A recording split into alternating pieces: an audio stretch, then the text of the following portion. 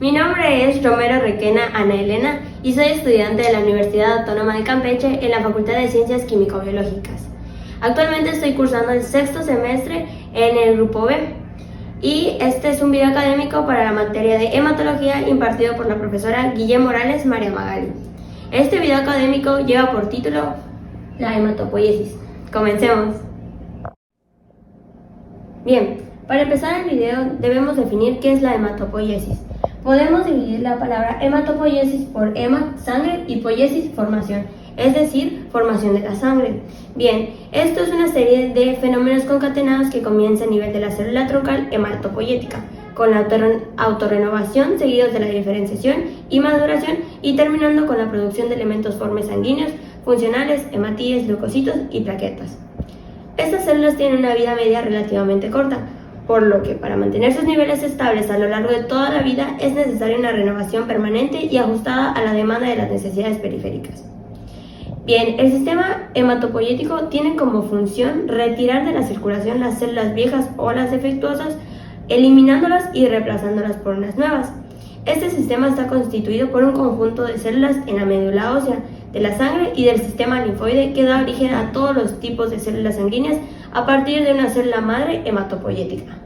Bueno, las células madre hematopoyéticas poseen tres características básicas. La primera es que son multipotentes.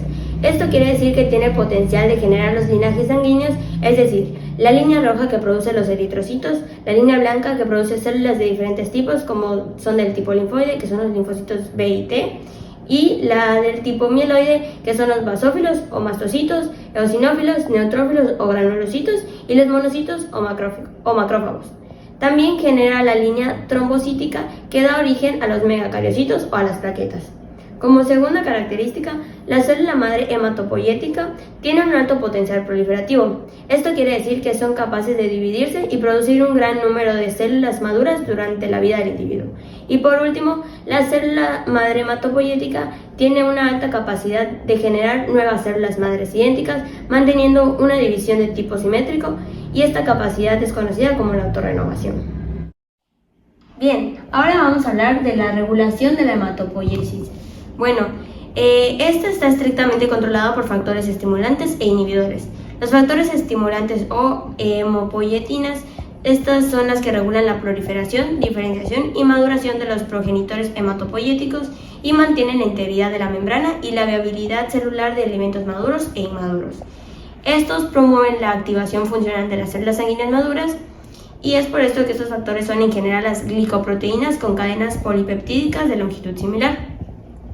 Ahora, los glicosídicos son de composición variable que no están involucrados en la actividad biológica. Estos dificultan la degradación de estos factores por acción de enzimas proteolíticas, incrementando su vida media in vivo. Las hemopoietinas, estas tienen una actividad biológica elevada y sus niveles de sangre y tejidos en condiciones basales son mínimos. Pero hay un incremento rápido de su síntesis y liberación después de la hemorragia, infección o el estímulo antigénico. Estos factores se detectan biológica e inmunoquímicamente como tales y son producidos por un amplio número de células como los linfocitos, macrófagos, fibroblastos y células endoteliales. Un concepto importante con respecto a la regulación por citoquinas es que hay una redundancia funcional significativa entre las citoquinas, particularmente en las que actúan en etapas tempranas. Hay varias observaciones que apoyan la aseveración de que hay una redundancia entre los reguladores hematopoyéticos, como son la presencia de acciones proliferativas en común. Esto nos quiere decir que el espectro común de acciones biológicas, subunidades compartidas entre receptores y la coexpresión de receptores para diferentes reguladores en las células individuales. Antes de empezar a señalar las características y funciones de las células, me gustaría mencionar que la hematopoiesis se desarrolla de una manera dinámica a lo largo de varios escalones de diferenciación, bajo el fluido del microambiente medular. La información obtenida con el empleo de cultivos celulares, inmunofetipos, secuenciación genética y otras técnicas ha permitido construir un modelo jerárquico del sistema hematopoyético. Según este modelo, en el vértice de la jerarquía se encuentran las células madre en estado quiescente, fase G0 del ciclo celular, que tiene capacidad de autorrenovación indefinida. Bueno, ahora vamos a hablar de la célula troncal hematopoyética. La célula madre o STEM se define por su capacidad de autorrenovación para dar origen a otras células madre y su capacidad de diferenciación hacia uno o varios linajes de células diferenciadas maduras. En la actualidad se distinguen tres grupos de células madre. La célula madre totipotencial, que esta es capaz de producir cualquier célula del cuerpo, incluyendo los tejidos extraembrionarios. La célula madre pluripotencial, esta tiene la capacidad de producir células de cualquiera de las tres capas germinales, que son la endodermo, mesodermo y ectodermo, y también puede dar origen a cualquier célula fetal o adulta, pero no tiene el potencial de producir tejido extraembrionario como la placenta. Y por último, la célula madre multipotencial, esta tiene la capacidad de producir células específicas de una misma capa germinal. Bien, desde el punto de vista morfológico, la célula madre o STEM hematopoyética es pequeña, mononucleada e irreconocible por microscopía convencional, por lo que su estudio amerita técnicas de cultivo in vitro, selección celular, estudios inmunológicos y ultraestructurales. Su cantidad se cifra de 1 a 5 por cada 10.000 células nucleadas en la médula ósea y, aunque mucho menor número, también están presentes en la sangre periférica, donde aumentan significativamente tras la aplicación de la quimioterapia o el empleo de factores de crecimiento hematopoyéticos recombinantes. Bueno, a lo largo de la hematopoiesis, la célula troncal hematopoyética origina las células progenitoras, y estas son las que se diferencian hacia células precursoras que finalmente dan lugar a las células maduras circulantes. Bien, esa es la médula ósea la principal fuente de estas dos células. Sin embargo, durante las etapas embrionarias y fetal, la sangre puede ser producida por órganos como el saco vitelino, la placenta, el vaso y el hígado. La célula troncal hematopoyética puede ser identificada a través de su inmunofenotipo y de sus propiedades funcionales. El inmunofenotipo se refiere al perfil de expresión de moléculas, que son principalmente las proteínas, en la superficie de su membrana exterior. Dichas moléculas reciben el nombre de antígenos y pueden ser reconocidas como anticuerpos específicos. Ejemplos de estas son la CD34, CD90, entre otras, y estos son antígenos expresados por la célula troncal hematopoyética. Al mismo tiempo, estas células carecen de la expresión del antígeno CD38 y de antígenos específicos de células sanguíneas maduras. Es importante hacer mención en que las células troncales hematopoyéticas fueron las primeras en aplicarse en la clínica y actualmente son las que se emplean con mayor frecuencia en procedimientos terapéuticos para el tratamiento de muy diversas enfermedades hematológicas. Ahora vamos a hacer mención de la célula madre mieloide, que es la que forma la célula ósea roja. Esta se encuentra entre las trabéculas del tejido óseo esponjoso y está formado por fibras reticulares y una gran cantidad de células madre precursoras de glóbulos rojos, leucocitos y plaquetas. Hablando de la célula madre linfoide, en él se produce la diferenciación de los linfocitos, y esto lo encontramos en los ganglios, el timo, el vaso y las amígdalas. Como siguiente punto tenemos las células progenitoras. En la ontogenia eritropoyética, la unidad formadora de brotes eritroides antecede a las unidades formadoras de colonias eritroides. Y probablemente ambas tienen como progenitor comunes inmediatos a la unidad formadora de megacariocitos. La unidad formadora de brotes eritroides conserva la capacidad de dividirse, mientras que la unidad formadora de colonias eritroides pierde esta característica. Hablando de las células progenitoras que dan origen a las unidades formadoras de colonias de granulocitos y a los de monocitos, desciende un precursor oligopotencial común inmediato, que es la unidad formadora de colonias granulomorcíticas. Hablando ahora de las unidades formadoras de colonias linfoides y mieloides, estas tienen la capacidad de autorrenovación y diferenciación hacia la línea celular linfoide y mieloide. Ahora hablando de las unidades formadoras de colonias granulocíticas, eritroides, monocíticas y megacariocíticas, tienen una capacidad de diferenciación está muy restringida debido a la línea mieloide y a las células progenitoras. Ahora, hablando de las células de las unidades formadoras de colonias linfoides, estas se diferencian de la línea mieloide y ambos tipos de células tienen capacidad de autorrenovación muy limitada. ya comprometidas en su diferenciación a cada una de las líneas celulares específicas eritroides, entran las unidades formadoras de colonias granulomocíticas, como mencionaba al inicio, o megacariocíticas. La función principal de estas células es reemplazar las células muertas o dañadas, y de esta forma las células progenitoras son necesarias para la reparación de células de una lesión y como parte del mantenimiento continuo de los tejidos.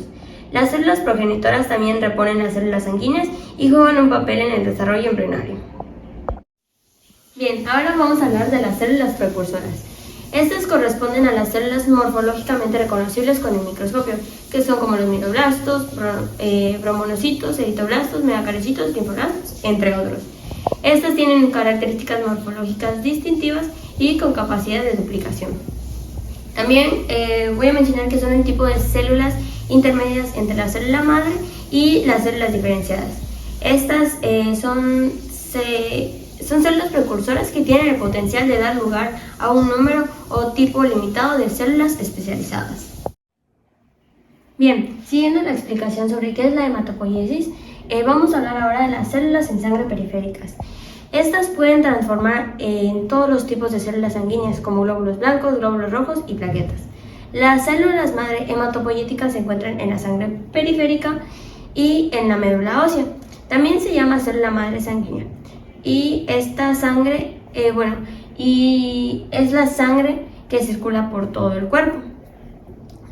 Como bien sabemos, la sangre es el tejido conectivo líquido que circula a través del sistema cardiovascular, y las células sanguíneas, que son también llamadas elementos formes, son los eritrocitos, que son los glóbulos rojos, los leucocitos, que son los glóbulos blancos, y los trombocitos, que son mejor conocidas como las plaquetas. La sangre se produce en la médula ósea roja, y el componente extracelular de la sangre es un líquido conocido como el plasma. Debido a que en la sangre hay diversas células que se han venido formando en la hematopoiesis, de la que hemos estado hablando, proporcionamos distintas funciones como son el transporte y entrega de oxígeno, nutrientes y hormonas y otras sustancias humorales, el transporte de dióxido de carbono y desechos metabólicos desde las células, las funciones vitales y reacciones del cuerpo tales como la coagulación, el equilibrio ácido-base y la termorregulación, y por último tenemos las funciones inmunológicas. Continuamos hablando con las células en tejidos. Estas, en ellas el monocito da lugar al macrófago, que es el tipo de glóbulo blanco que rodea a los microorganismos y los destruye, extrae las células muertas y estimula la acción de otras células del sistema inmunitario. Esto ocurre cuando los monocitos salen de los capilares sanguíneos y se localizan en el tejido, transformándose en él.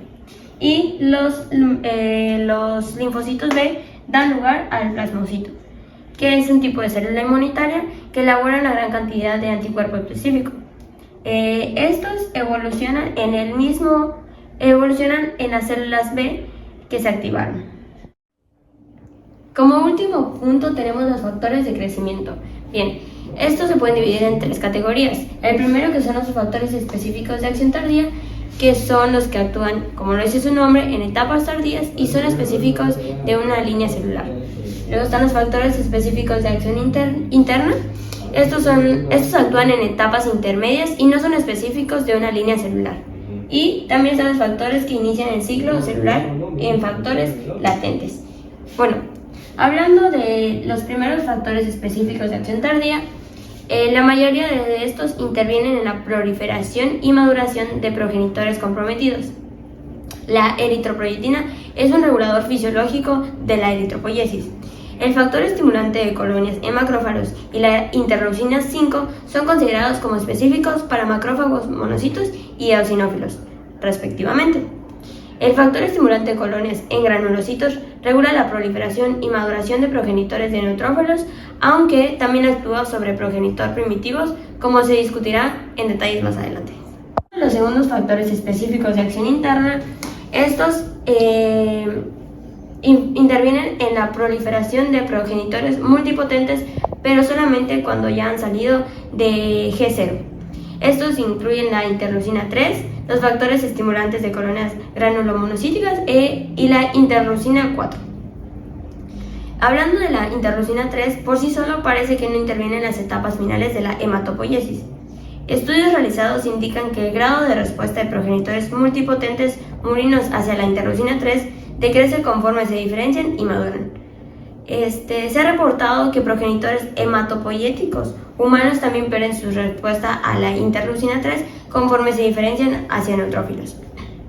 Bien, ahora hablando de la interleucina 4, también parece pertenecer a este grupo de factores no específicos que regulan a los progenitores multipotentes. Por la posición intermedia de las células blanco, interleucina 3, interleucina 4 y los factores estimulantes de colonias granulomonocíticas, estas moléculas pueden interactuar efectivamente con factores de acción tardía en la producción de células más maduras, así como con factores que inician en ciclo celular en progenitores latentes.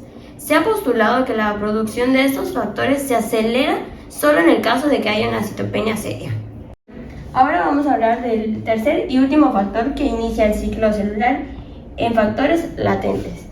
Se han encontrado que la interleucina 6 y el factor estimulante de colonias granulocitos, interleucina 11 y el simple factor estimulante de colonias junto con la interleucina 1 actúan sinergísticamente con la interleucina 3 de los factores anteriores, apoyando la formación de colonias derivadas de progenitores hematopoyéticos latentes murinos. Originalmente, estos investigadores propusieron que el efecto de estos factores es disminuir la duración de G0 en los progenitores primitivos. Se han hecho recientes estudios donde indican que estos factores activan el ciclo celular en progenitores latentes. Estos estudios nos hablan acerca de los mecanismos de transducción de señales de citoquinas que proveen explicaciones bioquímicas acerca de las similitudes en las funciones en la interleucina 6, 11 y en los factores estimulantes de colonias granulocíticas. También voy a mencionar que un factor que parece ser único es el factor estimulante de colonias, el cual actúa sinergísticamente con los demás factores, además de que también puede interactuar con factores de acción tardía, en particular con la eritropoyetina. También se ha demostrado que la interleucina 3 y el factor estimulante de colonias granulomonocíticas mantienen la supervivencia de los progenitores primitivos hematopoyéticos en G0, apoyando el concepto de que se requieren factores para que los progenitores primitivos sobrevivan en estado de latencia. Muy bien, para culminar el video me gustaría decir que la hematopoiesis es la encargada de la formación de las células sanguíneas derivadas de una célula madre. Está constituida de autorrenovación, diferenciación y maduración. También parte de ella son las células que hemos ido mencionando junto con los factores. Espero haya sido de su agrado y es todo. Gracias.